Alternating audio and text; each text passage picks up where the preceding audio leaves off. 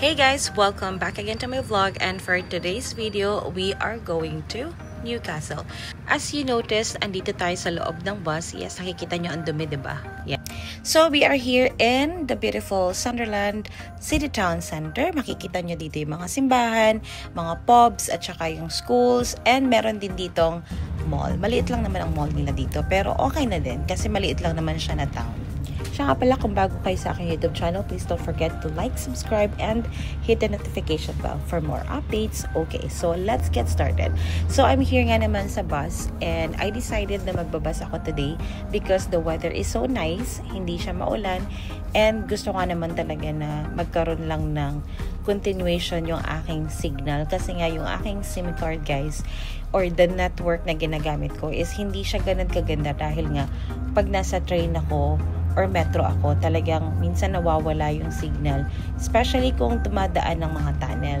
Kasi pag nasa tunnel ka, syempre obvious naman na talagang hihina or mawawala yung signal mo.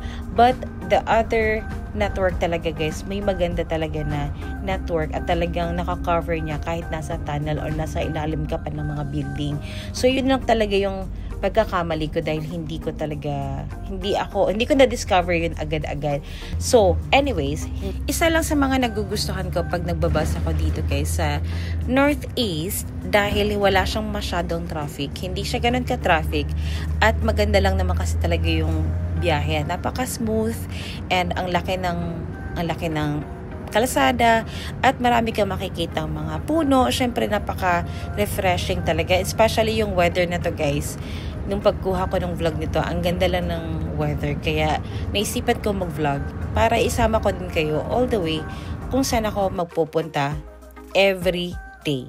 From Monday till Friday. So, ganito yung biyahe ko, guys. And by the way, if you are curious, anong klaseng bus yung sinasakyan ko, para mas madali kang dumating, if you are in Northeast, especially if bago ka pa lang dito sa Sunderland, kunin mo lang yung ang tinatawag nilang X24 kasi yun yung bus na express na pag galing ka ng Sunderland at gusto mo pumunta ng Newcastle, kunin mo lang ang X24. Pero kung gusto mo mag-explore sa buong lugar ng Sunderland, kunin mo yung number 56 at talagang ililibot ka sa buong mundo, tay. Siguro darating ka na mga more than an hour.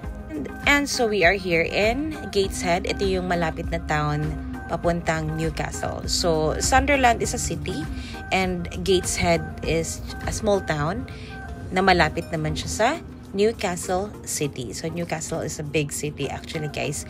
And pinapalibutan lang naman siya ng parang ang ano niya is tatawid ka lang ng konting anong tawag dito? Nakakalimutan ko na tuloy kung anong sasabihin ko dahil sa voice over na to. Tulay. Maliit lang na tulay, guys. And ayun. So darating ka na agad sa Newcastle.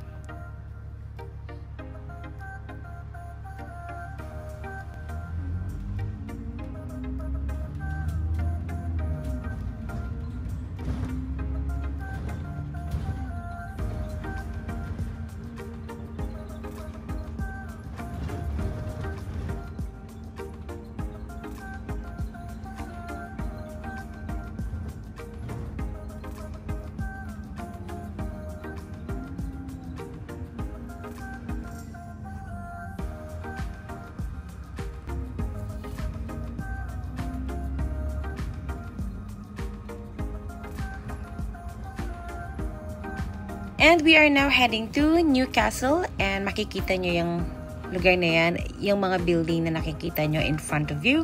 Yan na po ang Newcastle. So let's go. Tara!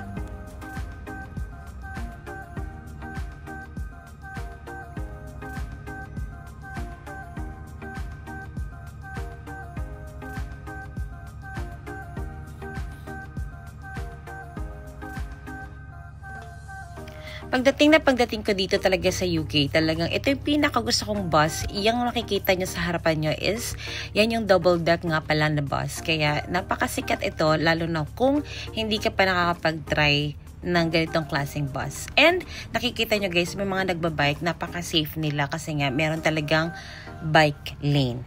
So, let's go and proceed to our vlog.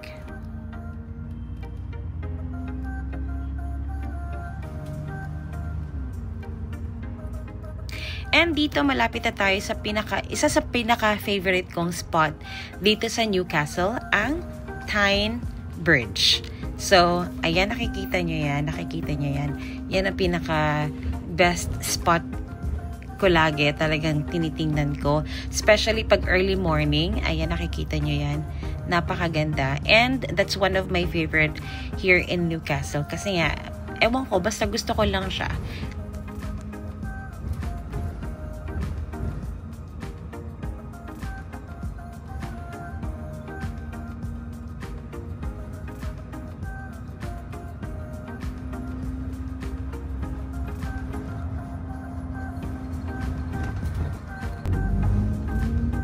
And sa totoo lang guys, isa talaga sa mga favorite ko is yung mga buildings nila dito. Yung mga structures talagang gustong-gusto ko. Talaga ibang kakaiba, especially dun sa Pilipinas. Syempre, yung Pilipinas naman, iba yung matataas yung mga building. Talagang ang dami natin mga buildings, kaya hindi tayo mga ignorante sa mga ganyang klaseng building. Pero yung ganitong klaseng design ng mga buildings nila, talagang gustong-gusto ko talaga. Napaka-historical talaga ang dating. At yung sinabi ko nga kanina guys, meron talaga ditong mga bike lane, kaya napaka-safe talaga ang mga nagbabike dito. Again, kung bago pa lang kayo sa aking YouTube channel, please don't forget to like and subscribe and hit the notification bell for more updates. And malapit na tayo sa workplace ko, kaya see you next vlog. Thank you, bye!